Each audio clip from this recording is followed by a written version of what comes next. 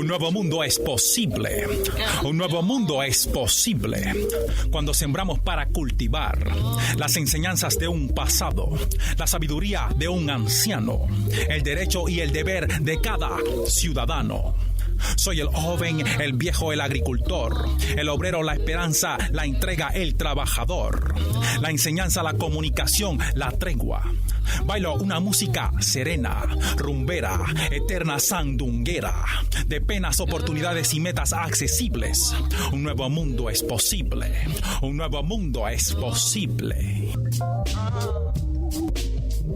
Raúl Morris en Radio Bemba. Saludos, y este es Radio Bemba y estamos en vivo transmitiendo desde Mayagüez, Puerto Rico y para el mundo por la WPRA 990 por el internet. Ustedes nos pueden estar escuchando en cualquier parte del mundo. Quien les habla, el trabajador social Raúl Morris. ¿Cómo están ustedes? Saludos allá a nuestros amigos en la República Dominicana, que sabemos que nos escuchan, nuestros hermanos allá en los Estados Unidos, en Florida, en Nueva York. Ya tenemos a nuestro amigo Luis que nos escucha, si no en vivo, por las redes sociales. E inclusive tenemos todos los programas, están en lo que viene siendo YouTube. Es una página que se llama youtube.com/poesiapr. Usted puede escuchar allí todos los programas que se transmiten cada una de las semanas, ¿no? Y los antiguos programas también. Les adelanto que este fin de semana estaremos dirigiéndonos hacia lo que es el evento de Jayuya. Allá estará el evento que ustedes escucharon la semana pasada, la entrevista con la señora Margarita, que realmente fue impresionante la entrevista. Para mí, un privilegio tenerla en el programa. Gracias por todos los comentarios que hemos recibido en las redes sociales y en nuestra página de Facebook específicamente. Pero ese evento es hoy, precisamente durante la tarde. Pueden dirigirse hacia allá como a 1 o 2 de la tarde. El evento en Jayuya, justamente en el centro del pueblo, un evento indígena que transcurrirá toda la tarde y durante toda la noche. Va a estar corriendo hasta el domingo, o sea que estaremos durante todo el día. Yo voy para allá definitivamente. Ya he participado de ese evento en otras ocasiones que tienen que ver con nuestra identidad taína, ¿no? Eso para nosotros es muy importante. Para mí, sobre todo, sabemos que se están haciendo unos estudios en la Universidad de Mayagüez precisamente sobre el taíno que vive en cada uno de nosotros, particularmente en el DNA del puertorriqueño, donde sabemos que en el centro de la isla ahí se concentra definitivamente mucha de la herencia taína, y todavía en nuestras culturas, en nuestro idioma, en nuestra comida, en nuestra manera de vivir la vida inclusive. Y definitivamente todo eso está conectado, ¿no? Está conectado con ese ser interno. Y también la dimensión taína y la religiosidad del aborigen de las primeras naciones del mundo, ya sean los Cherokees allá en el norte, en el Norteamérica, o nuestros hermanos en México y todos nuestros hermanos en Centro Suramérica. Realmente muy lindo. Me encantó la conversación porque realmente tuvimos ese repaso, ¿no?, de las cosas que han estado pasando desde el 2012, ¿no? Y el supuesto se va a acabar el mundo, ¿no? Que realmente era otra visión, y era lo que estaba explicando la señora Margarita con nosotros la semana pasada. Anyway, todos están invitados para participar allá desde hoy en la tarde hasta el domingo. Estaremos allá. Hoy en el programa tendremos una discusión precisamente sobre un reciente artículo que sale en El Nuevo Día la semana pasada, planteando sobre cómo ya esta es la primera vez en la historia. Habrá menos niños entrando a escuela, a kindergarten, ¿no?, a primer grado, que en cualquier momento de la historia comparado con los estudiantes que están a nivel de high, ¿no?, a nivel de 12 grados. Y es precisamente cómo se ha disminuido la población y no solamente por aquellos que están inmigrando, porque hay diferentes maneras de reducir la población. Una que la estamos escuchando con mucha frecuencia en los últimos años es precisamente esto de la migración, ¿no? De cómo los puertorriqueños el último censo definió que precisamente como 300,000 personas de alguna forma u otra migraron del país.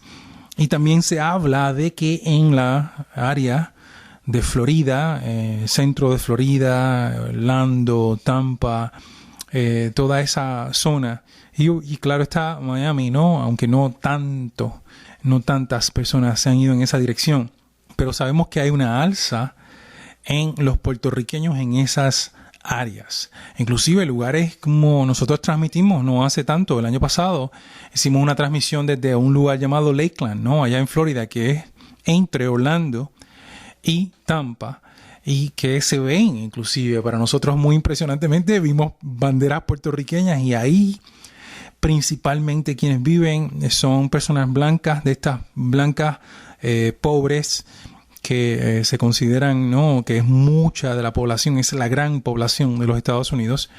Estas personas que le llaman rednecks, ¿no?, despectivamente, ese grupo de personas en esos pueblitos pequeños que antes no se encontraban puertorriqueños, hoy por hoy se están encontrando puertorriqueños. No tantos, pero sabemos que hay un crecimiento. Yo definitivamente tengo una experiencia muy cercana porque tengo muchas amistades que en los últimos 10 años también han salido de Puerto Rico, pero tengo que subrayar que salieron y algunos de esos regresaron a Puerto Rico, porque los que esperaban encontrar en la Florida, como mucho de esto, ¿no?, el sueño americano de que tú vas allá y todo se resuelve y de momento tú tienes trabajo y la casa. Hace poco, ¿no?, estábamos leyendo un artículo igualmente en El Nuevo Día donde estaba hablando de esta familia que se mudó para allá y tenían que vivir en un espacio donde estaban pagando $1,200 por la renta, y no solamente eso, el esposo estaba ganando como $1,600, $1,700 cortando grama, y que era la familia completa, eran 2 niños, la esposa, una cosa, creo que era la familia Ortiz, ¿no?, que estaban buscando ese sueño americano, ¿no? Y como les dije, de mis amistades tengo la experiencia que algunos se fueron y algunos regresaron, y conozco a gente que están inclusive planificando irse, y tan reciente como la semana pasada, una persona que se fue hace como un año atrás regresó y tuvo la suerte de que estaba precisamente en el empleo que había dejado. Se estaba dando una dinámica donde alguien se estaba retirando, tuvo la suerte de poder regresar a su trabajo, y un trabajo dentro del sector cooperativista que es un tema que vamos a tocar en las próximas semanas, porque como bien ustedes saben, yo soy cooperativista y he sido cooperativista por muchísimos años. Yo diría prácticamente toda mi vida. Me acuerdo muy pequeñito abrir la primera cuenta con mi abuela. O sea, estamos hablando de hace 30 años atrás o 30 y pico de años atrás. Yo vivo para 47. O sea, que yo era bastante pequeñito cuando tengo esa primera experiencia cooperativista. Vamos a discutir ese tema porque es un tema importante, y definitivamente lo vamos a discutir desde el punto de vista de respeto, de cómo los políticos y aquellos en diferentes agencias gubernamentales tienen que respetar el casi 1 millón de puertorriqueños cooperativistas que hoy por hoy están de pie y en pie de lucha. Porque las cooperativas de nuestro país, definitivamente las cooperativas de nuestro país y del mundo, han tenido la capacidad y han sido por mucho menos impactadas. Hemos tenido una oportunidad, unas decisiones, ha sido bien conservador lo que ha ocurrido con las cooperativas, y cómo las cooperativas, diferente a los bancos, los bancos han tenido unas pérdidas impresionantes. Hemos visto cómo muchísimos bancos y financieras han cerrado, y ese no ha sido el caso de las cooperativas. Las cooperativas están bollantes y sólidas en su gran mayoría de ellas, y eso lo puedo decir porque me siento en una junta de directores precisamente, este es mi último año, pero he estado allí los últimos 3 años y sé de lo que estamos hablando. Entonces, eso es una de las conversaciones que tendremos en las próximas semanas. Hoy por hoy vamos a hablar de la población y cómo se ha reducido la población, cómo esto implica y es equivalente a lo que hemos visto en el Departamento de Educación, que sabemos que si no hay niños para entrar a las escuelas, tienen que cerrar las escuelas. Eso es algo que se define por lo que viene siendo el perfil demográfico de un país que está envejeciendo, que estamos viviendo más, porque se han manejado un sinnúmero de enfermedades infecciosas, ¿no? Que mataban a los puertorriqueños a principios del siglo, y estoy hablando del 1900, 1890, antes de que llegaran los norteamericanos aquí, inclusive mucho antes de eso, y que eventualmente descubrimientos como la penicilina ha logrado para el mundo, en muchos de los países del mundo, que la expectativa de vida, que es cuánto va a vivir el ser humano después que nace, o sea, obviamente, cuánto va a vivir. En algún momento la expectativa de vida para principios de siglo, aquí en Puerto Rico, era de 30 y pico de años. Usted se imagina, ese era un anciano en aquel entonces, o sea, 30 y pico de años para principios de siglo, para 1900, para 1800, la gente que llegaba a los 30 y pico, 40 años, tenían mucha suerte, ¿no? Porque había muchas enfermedades que realmente afectaban la vida de los puertorriqueños en calidad de vida, y estamos hablando de agua corriendo, no tenían agua potable así, tenían que ir a los ríos a buscar todos esos cambios, ¿no? Inclusive la estructura de hogar, la infraestructura de los médicos, ¿no? De lo que viene siendo la salud, ¿no? Estamos hablando de los hospitales, estamos hablando ese proyecto majestuoso que se creó para los 40, los 50, donde se creó una salud para todos, ¿no? Era unos centros de cuidado inmediato que se llamaban los CDT. Todos recordarán, yo entiendo que todavía hay municipios que después de haberlos vendido regresaron y retomaron la responsabilidad, porque era una infraestructura. Esto que venía gente aquí a ver de otros países, ¿no? Que ver cómo nosotros los puertorriqueños habíamos estructurado este sistema de salud, el Centro Médico de Mayagüez, el Centro Médico de Ponce allá y el de San Juan, ¿no? El que llevaban los casos más severos, más complejos allá al área metropolitana, pero que los CDT y todos los pueblos tenían su CDT, donde la gente, tú conocías a la gente de tú a tú, las enfermeras conocían a los abuelos y a los hijos, y por ende las condiciones. Una de las cosas que realmente se ha perdido con esto de haber vendido los hospitales, no olviden eso, porque la razón por la cual, o una de las razones por las cuales nuestra economía está chavada, está como está, tiene que ver con la tarjetita, ¿no? El privatizar ese sistema de salud que le proveía salud a un bajo costo, porque estaba enfocado en la prevención y no en la enfermedad, que es lo que ocurre con el sistema privado, que la gente va cuando está enfermo porque no tiene otra alternativa, y ahí lo que se maneja es tratar de curar la enfermedad o la condición, versus un sistema que teníamos en Puerto Rico que era desde la prevención. Lo que ocurre, por ejemplo, en países europeos y en un país muy cercano a nosotros, ¿no? Cuba, ¿no? Que el gran éxito de la medicina cubana tiene que ver precisamente con el enfoque preventivo, y cómo, y le habla a alguien que visitó, que estuvo allí, que fue y vio las clínicas, ¿no? Tienen clínicas que están en sectores muy accesibles y que cubren unas áreas limitadas, ¿no? Estamos hablando hay un centro de salud para toda esa gente que vive en esa urbanización, y ese centro de salud tiene los archivos de cada una de las personas que viven, las condiciones y el mantenimiento o la prevención para las condiciones que pudieran tener condiciones que pudieran tener esas personas en esa comunidad. Me acuerdo que cuando yo fui, precisamente se estaba dando esta situación del dengue y era una alerta roja a nivel nacional, y una de las cosas más impresionantes fue que durante toda ese tiempo salían equipos de salud vestidos desde arriba con caretas y con unos equipos parecidos a los de Ghostbusters, ¿no? No sé si se acuerdan la película esta, ¿no? Que tenían unos equipos, unos tanques, ¿no? Con unas máquinas que propulsaban para poder deshacerse de los mosquitos, ¿no? En cada uno de los hogares, ¿no? Que iban por comunidad, llegaban, por ejemplo, lo que mencioné ahorita, la urbanización tal, y llegaban esas personas, todo el mundo tenía que salir de sus hogares porque iban a fumigar, ¿no?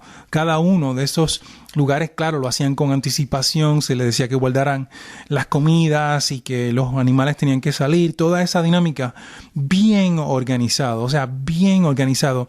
Y sabemos que ha sido muy eficiente porque en los huracanes que ha experimentado Cuba, particularmente, ustedes ven la movilización de 1 millón de personas o de 500,000 personas, ¿no? Y que básicamente los mueven a estos lugares donde van a estar fuera de el camino, ¿no? De lo que viene siendo un huracán, ¿no? O potencial camino de lo que viene siendo un huracán.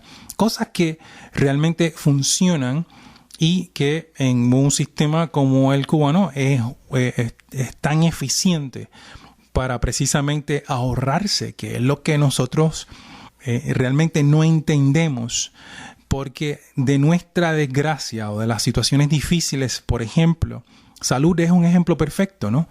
Porque en el caso de la privatización hay gente haciéndose de mucho dinero. O sea, cuando estamos hablando de los intermediarios, estamos hablando de las aseguradoras, estamos hablando de que esas aseguradoras están haciendo mucho dinero. Esa gente no está allí para hacer obras sociales, esa gente no está allí para proveer servicios gratuitos, esa gente no está allí para mejorar la salud de los puertorriqueños. Esa gente está allí para hacer dinero. Eso es una compañía, una corporación, y tiene accionistas, y esa gente lo que quieren hacer es billetes. Eso es algo que precisamente ha afectado nuestra economía, porque los dineros se van en esa tarjetita, en ese sistema de salud, y hemos perdido millones y millones largos de dólares precisamente desde que se implementó allá para el rosellazo, ¿no? Quería precisamente hablar sobre 2 artículos, ya que entramos en el tema de lo que viene siendo la reducción de la población, y claro está, el explicar un poco, tratar de explicar un poco cómo es que esto se da y cómo es que esto puede afectarnos a la larga, precisamente. Sabemos que ya planteé que las personas están viviendo más, ¿no? Y que por ende, antes la expectativa de vida, como mencioné al principio del siglo, era 30 y pico de años. Ahora estamos hablando de que las personas, por ejemplo, las mujeres están viviendo a 83 años. Estamos hablando de que eso es un promedio que viven la expectativa de vida para las mujeres, y estamos hablando en salud, ¿no? Y lo otro, que el varón, que siempre se sabe que vive menos años. Hay muchas razones por las cuales se plantea que eso ocurre, ya sea por razones genéticas y porque la mujer es mucho más fuerte, claro está, porque está preparada para parir, ¿no? Y para manejar el dolor y para poder... Hay muchas otras razones. Se habla también de que maltratamos nosotros, los varones nos maltratamos más, ¿no? Que bebemos, que somos más arriesgados. Hay diferentes razones, ¿no? Que vivimos un poquito más y que nos cuidamos menos, que vamos al doctor mucho menos, hablamos menos de nuestros problemas. Hay muchas razones, muchas teorías de la razón por la cual los hombres viven menos. Pero estamos hablando de 79 años y 83 años, más o menos la expectativa de vida del puertorriqueño actualmente. Estamos hablando del 2015. Adicional a eso, estamos hablando de que si usted pensara que estamos viviendo más, debemos tener un boom o una explosión demográfica, debemos tener una explosión en población en Puerto Rico. Sin embargo, esto ha sido totalmente lo opuesto, y parte de la explicación de eso es que en Puerto Rico debido a un sinnúmero de diferentes estrategias, se ha estado trabajando en la reducción de población. Para algunos, como nosotros, como este servidor aquí, ha sido una estrategia de empujar a los puertorriqueños para salir de aquí, que eso ocurrió durante el proyecto de Manos a la Obra ya con Luis Muñoz Marín y todas las personas que trabajaron en ese proyecto y en esas décadas, desde los 40 hasta los 70 y pico, donde se impulsaba. Habían oficinas en Estados Unidos que esperaban y que invitaban a que los puertorriqueños, claro está, no era política pública abiertamente, pero se daba. La gente pensaba que iban allá a trabajar y que iban a resolver sus problemas. Y estamos hablando de que para la década de los entre 40 y 50, en 1940 y 50, se habló de casi 500,000 de puertorriqueños, que significa hasta ahora es el movimiento migratorio más grande en la historia de Puerto Rico hasta ahora. O sea, todavía no se habla de que se han ido 500,000 de puertorriqueños aquí. Se habla de que se fueron 300,000, que es un número grande, ¿no? Grandísimo, ¿no? Un montón de gente que se fueron de aquí, que están en los Estados Unidos. Pero la migración más grande documentada, y cuando hablo específicamente de documentada, estoy hablando de un artículo precisamente escrito por uno de nuestros primeros demógrafos, ¿no?, en Puerto Rico, y definitivamente una de las personas más importantes en la demografía y el desarrollo de lo que viene siendo el Departamento de Demografía ya en la Escuela de Salud Pública, en el Recinto de Ciencias Médicas, en la cual todavía estoy trabajando en una tesis precisamente de los escritos de José Vázquez Calzada, el doctor José Vázquez Calzada. Por eso es que quería discutir dos de sus tantos artículos. Estamos hablando de que la producción y los escritos de este señor catedrático, programa de demografía, el Departamento de Recintos de Ciencias Sociales, en la Escuela Graduada de Salud Pública, Recinto de Ciencias Médicas, Universidad de Puerto Rico.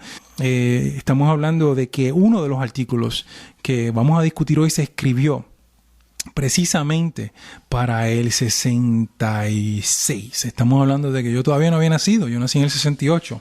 Y en ese artículo escrito por José Vázquez Calzada, quiero compartir con ustedes un párrafo que me parece que es crucial en la discusión de todo lo que de lo que está pasando. Dice: el problema poblacional de Puerto Rico, estoy hablando desde el 1966. Es muy difícil de comprender. Nuestra población, al igual que la mayoría de los países subdesarrollados, crece a un ritmo tan elevado que sus recursos resultan insuficientes para satisfacer adecuadamente las necesidades básicas de nuestra gente.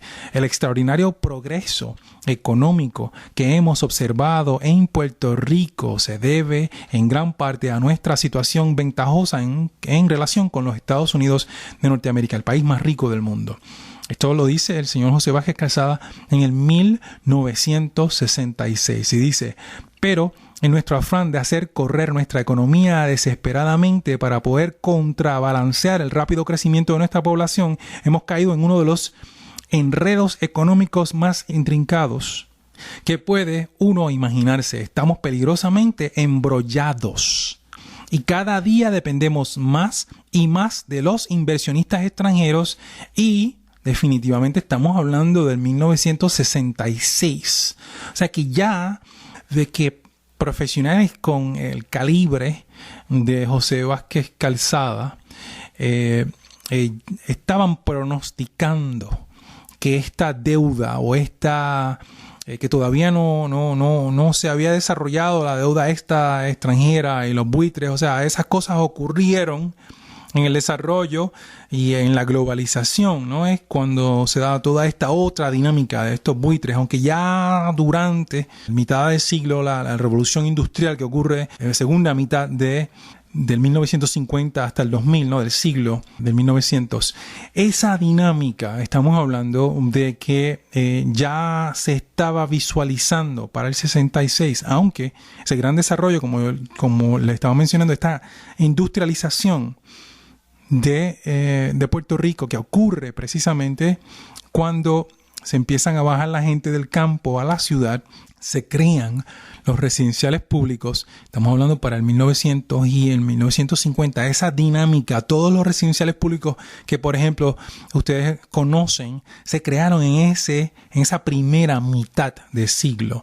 Y la intención era bajar la gente del campo, los agricultores, la gente que estaba viviendo en el centro del país, los bajaron a las grandes ciudades. En el caso de Mayagüez, todos los residenciales públicos al lado izquierdo o en el lado abajo de lo que viene siendo la número 2, desde un lado a otro extremo, ¿no? Porque se desarrolló una industrialización precisamente en todas estas zonas. Y la gente quienes los bajaron eran los agricultores. Se empezó a desmantelar la agricultura del país, que lo estamos viendo los efectos de eso hoy, precisamente porque nosotros tenemos que importar el 80 y pico por ciento, casi 90% de todo lo que consumimos.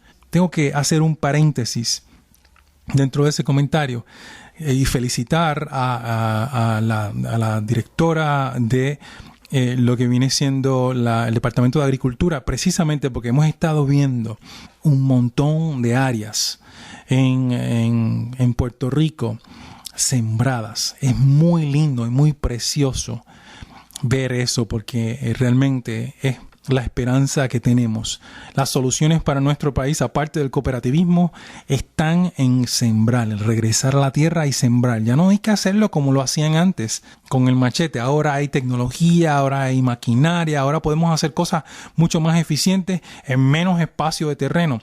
Ese es el paréntesis. Pero regresando a lo que les estaba diciendo. Entonces, esa gente que bajaron del campo, precisamente las bajaron del campo desmantelando lo que fue la agricultura con la intención de desarrollar esto llamado la industrialización, ¿no? Y todas esas fábricas que se crearon, que saben qué pasó con ellas en los últimos años. Pues esas fábricas después de la 936, que tenían unos beneficios particulares, se fueron para otros lugares. Por ejemplo, China. Se fueron para Singapur, se fueron para otros países donde no tienen que pagar el mínimo, donde no tienen que darle derechos algunos a los empleados, donde los pueden trabajar sin respetarlos, donde pueden explotarlos. Eso es lo que ocurre en países como China y otros países que son la mano de obra barata, India, y eso lo pueden ver en cualquier lugar de las redes sociales. Es precisamente lo que ocurre.